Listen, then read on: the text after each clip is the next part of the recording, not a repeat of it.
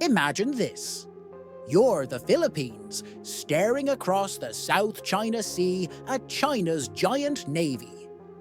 You've got a couple of ships, some borrowed courage, and a whole lot of salt water. It feels less like a fair fight and more like showing up to a tank battle armed with a pocket knife.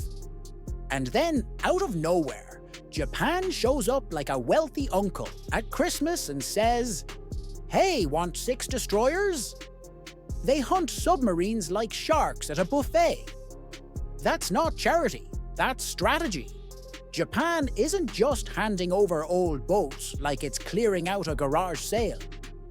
These are Ibukume-class destroyer escorts built with stealth designs, bristling with anti-ship and anti-sub weapons, and long enough to make Manila's current fleet look like dinghies at a pool party.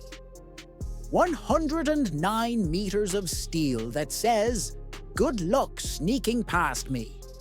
Think about what that means for the Philippines. Up until now, the country's navy has been punching way above its weight class with a handful of frigates and patrol ships.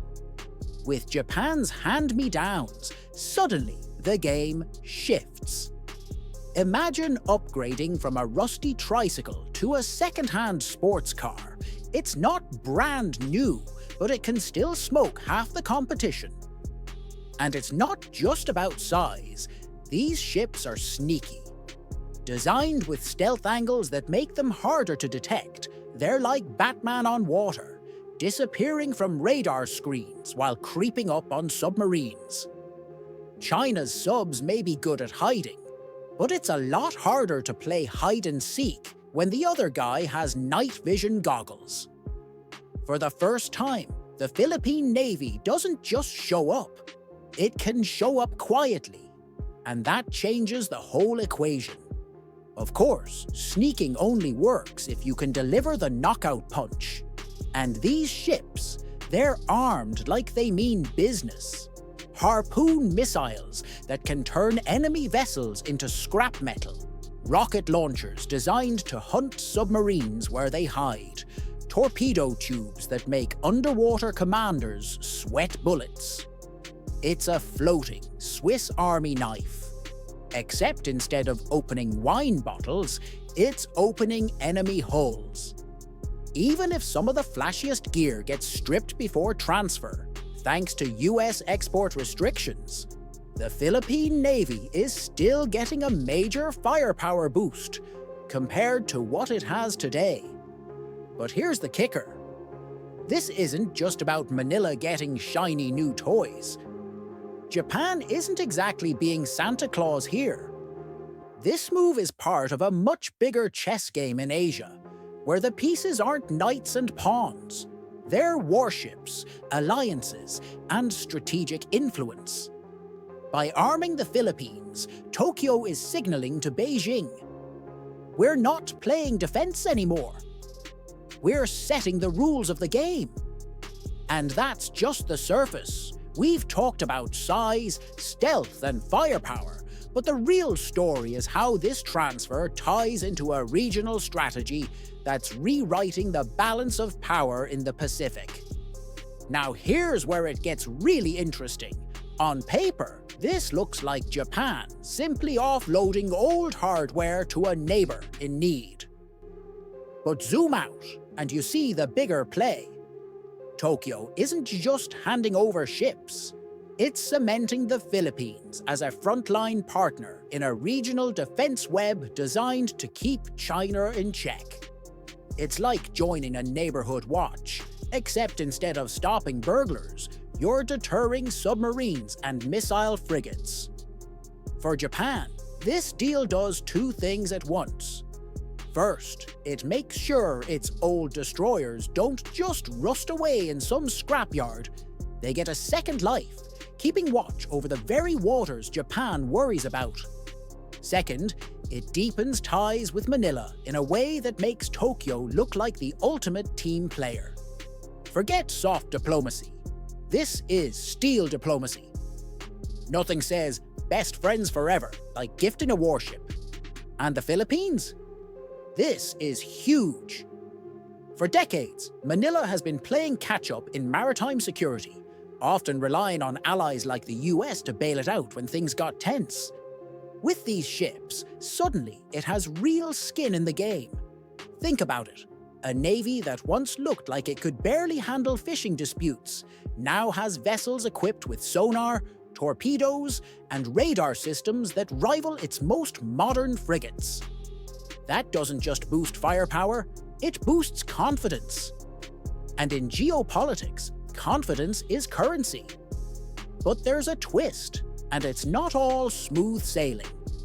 These ships come with strings attached.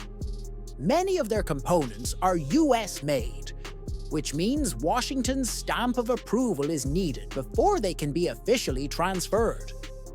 And then there's the fine print of Japan's own export restrictions, which might strip some of the deadliest toys off the table. Think of it like inheriting a sports car, but being told the turbocharger and the nitrous oxide kit have to be removed. Still, even a declawed Ibukuma is no pushover. The real challenge might actually come after the ships arrive. Maintaining high-tech destroyers isn't like patching up a fishing boat. These things are floating beasts with complex systems, expensive spare parts, and crews that need serious training. Manila will need to pour resources into keeping them battle-ready. Otherwise, they risk becoming floating museums instead of fighting ships. The irony is, the Philippines could go from not having enough ships to suddenly having ships it can't afford to operate. And yet, despite all that, the symbolism here is powerful. By accepting Japan's offer, Manila is sending a loud, clear message. It's ready to step up in the South China Sea chessboard. Every new hole in its fleet tells Beijing, we're not rolling over.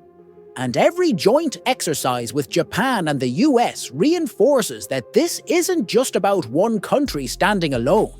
It's about a coalition tightening its grip on contested waters. Here's the part Beijing won't admit. What really makes this dangerous isn't just the hardware. It's the interoperability. Once the Philippines, Japan, and the US start running coordinated patrols, sharing radar feeds, and syncing up anti-submarine tactics, China's underwater advantage suddenly doesn't look so secure. You can dodge one hunter. Dodging a whole pack? That's a nightmare. And we're still just scratching the surface, because the ships themselves are only half the story. The bigger shockwave is how this deal ties into Japan's vision of treating the entire East and South China Seas as a single theater of operations. In other words, Tokyo isn't thinking about islands anymore. It's thinking about oceans. So here's the kicker. Japan isn't just donating warships for fun. This is part of a much bigger play called the One Theater concept. Translation? Tokyo wants the East China Sea and the South China Sea treated as one giant battleground. No more dividing lines. No more. This is your problem. That's our problem. Instead, it's a unified defense stage where allies move like a single orchestra. Except instead of violins, we're talking missiles, sonar, and carrier strike groups. For the Philippines, this is a massive upgrade in status. Once seen as the scrappy little brother hanging onto America's coattails, Manila is now being slotted into the same league as Japan, South Korea, and Australia. That's not charity, that's responsibility. It's like being bumped from the kids' table straight to the high-stakes poker game. And suddenly, you've got chips on the table that actually matter. And why is Japan doing this? Simple. Because Beijing isn't slowing down. China is building islands, stationing aircraft carriers, and playing bumper cars with Philippine ships in contested reefs. Tokyo knows that if it lets China dominate the South China Sea, it won't be long before that influence bleeds into Japan's own backyard. By roping the Philippines into this grand theatre, Japan isn't just helping a friend, it's drawing the battle lines where it wants them before Beijing does. Now here's where it gets spicy. The US is watching this whole thing with a grin, because Washington has been begging its allies to take more responsibility in the region. With Japan arming the Philippines and tying it into a bigger defense network, the US gets what it wants: a lattice of allies who can cover each other's blind spots without Uncle Sam footing the entire bill. It's like finally convincing your friends to split the dinner check instead of sticking you with it every time. But let's not sugarcoat it. This isn't just kumbaya teamwork. Minilaterals, as the analysts call them, are basically defense cliques. Small, tight groups of allies like Japan, the Philippines, the US, South Korea, and Australia, who coordinate so well it makes Beijing grind its teeth. These aren't big, clunky alliances that take years to agree on lunch menus. These are fast, flexible units that can adapt, drill, and deploy in ways that keep China guessing. And make no mistake, Beijing hates this. Because while China can bully one country at a time, it gets a whole lot trickier when that country is plugged into a web of allies sharing intelligence, tactics, and hardware. Imagine trying to push around your neighbor, only to realize he's got 5 bigger brothers hiding in the bushes with baseball bats. Not so fun anymore. Here's the wild part. The Philippines isn't just receiving ships, it's receiving influence. By becoming part of this theater strategy, Manila gets access to intel sharing, joint command exercises, and technology upgrades it could never dream of affording alone. For a navy that used to be mocked as a coast guard with delusions of grandeur, this is like winning the geopolitical lottery. And don't think the symbolism is lost on anyone. Every time a Japanese warship sails with a Philippine flag flying alongside it, it's not just a patrol, it's a message, a neon bright one. This ocean isn't China's backyard, it's everyone's business. But if you thought that was the climax, hold on. Because the real impact of these warships isn't just about strategy or symbolism, it's about deterrence. And deterrence is where things get really interesting. Deterrence. That's the magic word here. You don't need to outnumber China. You don't even need to outgun them. You just need to make the risk of picking a fight so unappetizing that Beijing thinks twice before sending its submarines or Coast Guard ships charging into your waters. That's exactly what these Japanese destroyers bring to the Philippines. Not invincibility, but credibility. Because let's face it, up until now, China has treated encounters with the Philippine Navy like sparring practice, bullying supply boats, blasting water cannons, and ramming vessels with the confidence that Manila couldn't really hit back. Add 6 destroyers with torpedoes, sonar, and radar into the mix, and suddenly the calculus changes. Those harassment ops start to look less like a game and more like potential international incidents that could spiral out of control. And that's the beauty of deterrence. Sometimes the mere presence of a capable ship is enough to stop trouble before it starts. It's like putting a security camera over your front door. You may never have to use it, but anyone thinking about breaking in now knows you're not an easy target. Of course, Beijing will bark. They'll call it provocative, accuse Tokyo and Manila of ganging up, and maybe send more ships into disputed waters. That's par for the course. But deep down, China knows this. Every warship Japan gives to the Philippines makes unilateral aggression just a little more expensive, a little more dangerous, and a whole lot more politically risky.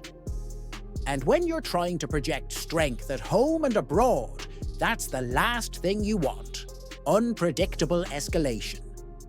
But here's the twist most people miss. The biggest win for Manila isn't just the ships themselves. It's the perception shift. Before, the Philippines was seen as the weak link in the chain, the soft target, the country with more courage than capability. After this deal, it's an integrated player in a regional defense web, with real hardware to back up its claims. That's the kind of upgrade you can't put a price tag on.